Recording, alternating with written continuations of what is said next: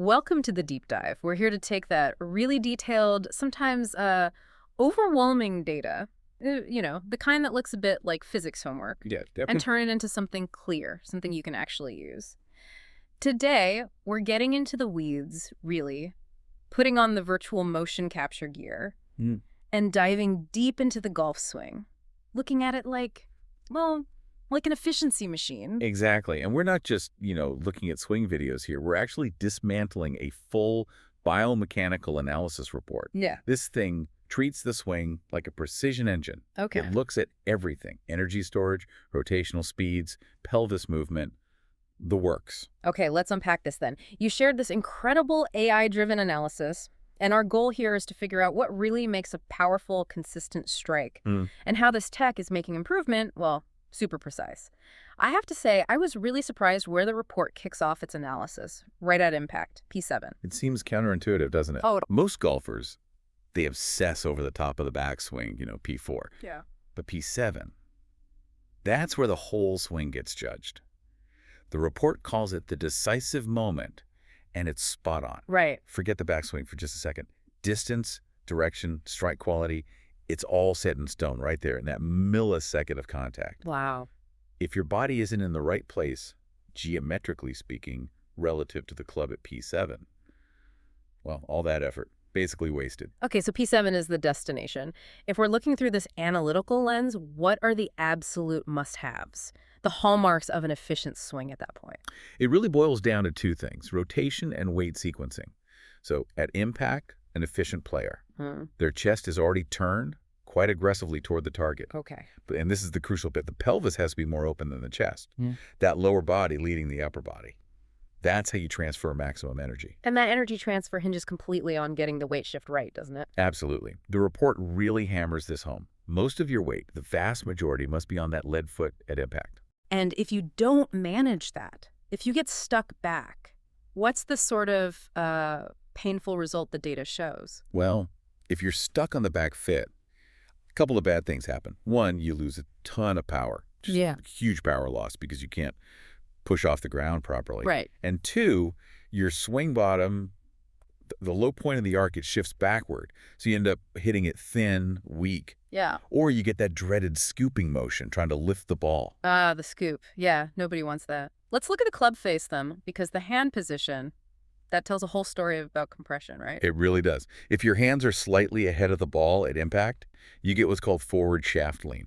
Now, that's not just jargon. It is compression. It drives the ball down, but it also sort of pinches it against the club face. The result: that penetrating flight, maximum distance, and much better spin control. It's hitting through the ball, not at it. Okay, help me visualize that.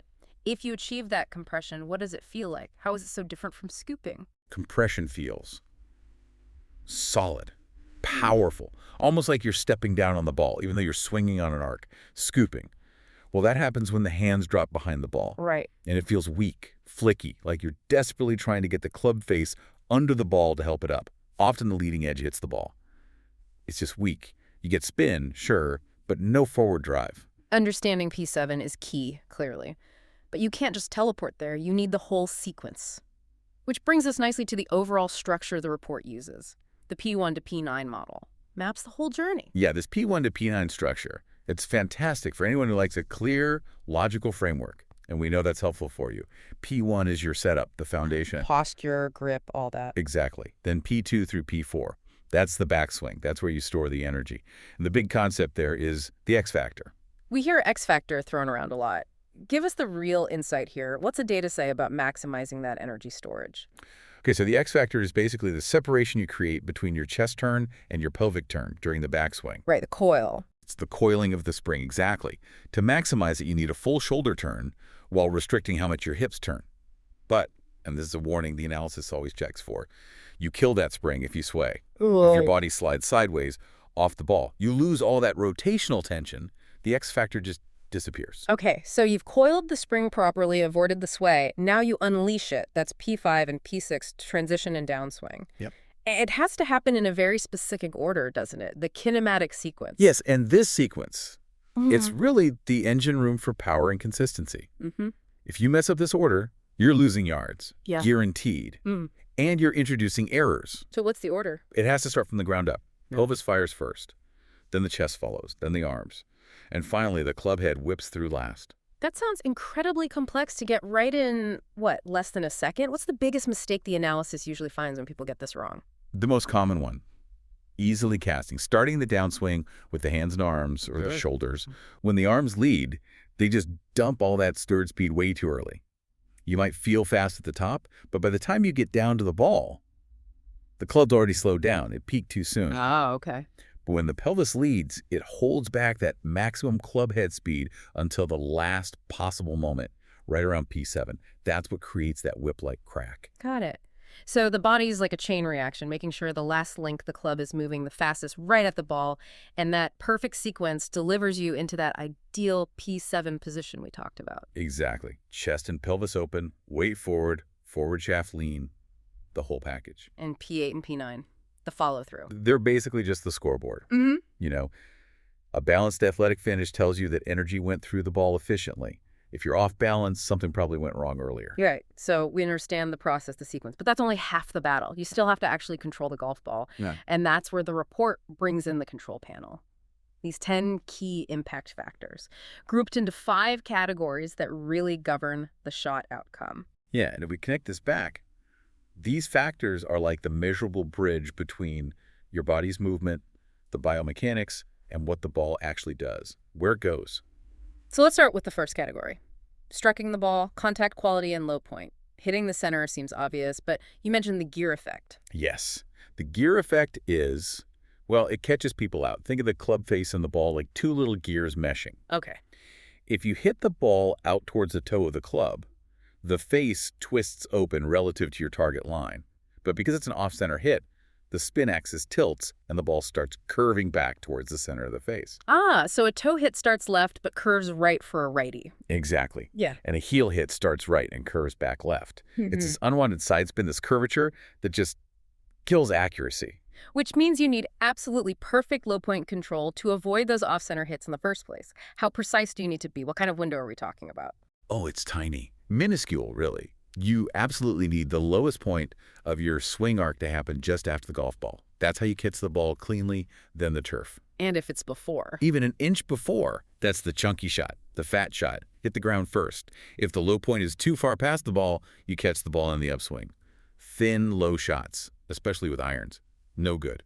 Okay, then we have direction and trajectory. That's club face orientation and club movement, including angle of attack. Face angle seems pretty simple. Open face points right, closed face points left. Pretty much, yeah. That's the biggest factor for starting direction.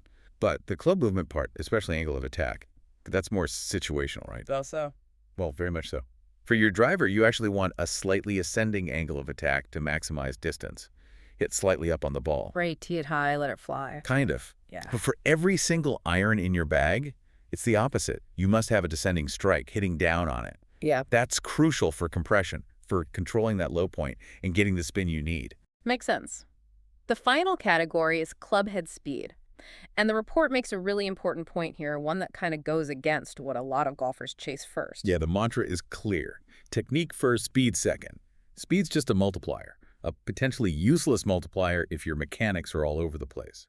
So speed doesn't help if you can't control the club face. Exactly. The analysis basically says, look, we're not even going to talk about speed training until your club face angle is consistently, say, within 2 degrees of your target. Wow. And your low point control is stable. Speed added to bad technique, it just makes you miss faster and wider, more chaos.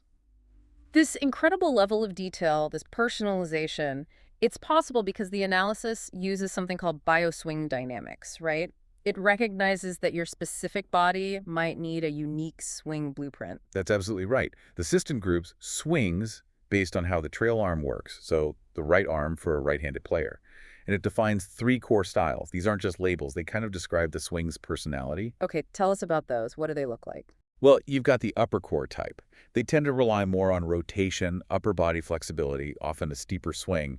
Think of like a figure skater's tight turn for power. Okay. Then there's the lower core type. They rely much more on leg drive, ground forces, often a flatter swing plane, maybe less reliant on pure torso flexibility. And the one in the middle? The middle core. That's generally the most neutral pattern, often the most stable.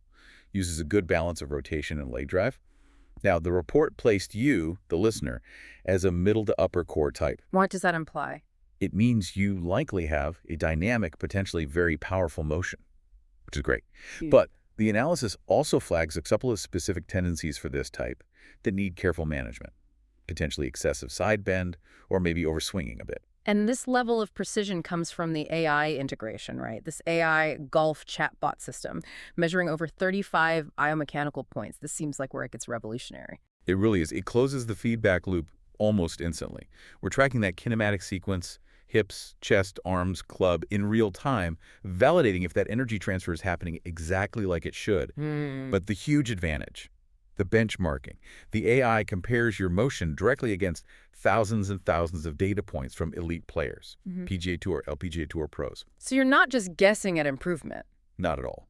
You're adjusting your specific movements against the optimal ranges shown by the best players in the world. It's incredibly precise. Okay, so pulling this all together for you, the listener, based on your personalized data, diagnosing that dynamic middle to upper core swing, noting those potential control issues, the report boils it down to 5 key coaching recommendations. And the priorities seem really clear. Forward shaft lean, low point control, and managing that side bend. Right. And this is where we need concrete, actionable things you can remember and actually do. Start with forward shaft lean. The goal is stable wrists, stop the scoop. The drill, impact bag. Okay, the impact bag, how does that fix scooping? What should you feel? Well, you set up to the bag like it's the ball. Then you make slow, controlled swings into it, focusing on maintaining that forward lean-through impact. The feeling should be a solid thud. You want to feel the back of your lead hand, not your wrist joint staying firm and leading the club face through the bag. If you scoop, your wrists will probably collapse backwards, maybe even hurt a bit. It's instant, unpleasant feedback that you did it wrong. Okay, clear feedback. Next up, managing that potential for too much side bend, which the analysis flagged as a risk, possibly for back strain. Yeah, and this is a great example of a really simple fix for what seems like a complex issue. The recommendation. Practice swings with your head just lightly touching a wall. Head against a wall, how does that help side bend? Well, excessive side bend often comes from tilting your whole upper body too far towards the ball on the downswing. The wall drill forces you to rotate more around a stable center. It helps you maintain your posture, your height throughout the swing. You feel centered, not tilted over. Clever. Okay. And strengthening the X factor, that core power source, medicine ball throws. Yeah, this one's great for feeling the sequence and generating power properly. Throwing a medicine ball rotationally, it almost forces you to start the movement with your lower body and hips. Ah, ground up. Exactly. The core follows, then the arms release the ball. Just like the kinematic sequence, you learn to transfer that energy explosively from the ground up. Teaches the torso to follow the pelvis, not jump ahead. Excellent. And finally, nailing that low point control. Hitting ball, then turf. The chalk line drill. Simple but effective. Draw a line with chalk on the practice mat. Put the ball right on the line, maybe just slightly behind it for irons. Now, your only focus is making a divot, or at least brushing the turf, just in front of that line. It takes away the temptation to lift the ball. It forces that downward strike, that discipline you need for solid contact, guarantees better low point control over time. That's a fantastic, really personalized set of recommendations. So, looking at the big picture, what's the ultimate takeaway here? The #1 priority the report stresses for the path forward. It keeps coming back to the foundation. The conclusion really hammers home.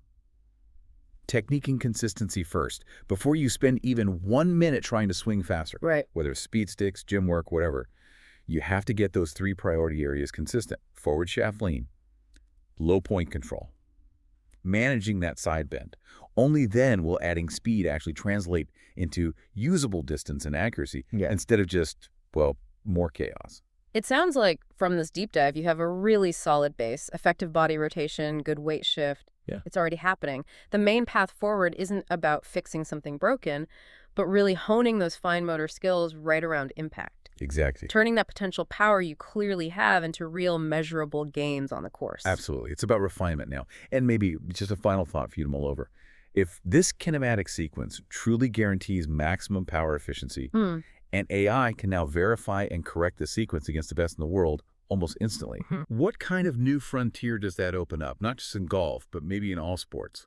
When every tiny physical movement can be precisely quantified, compared, and corrected in real time, what does that level of insight unlock for human performance? What stands out to you?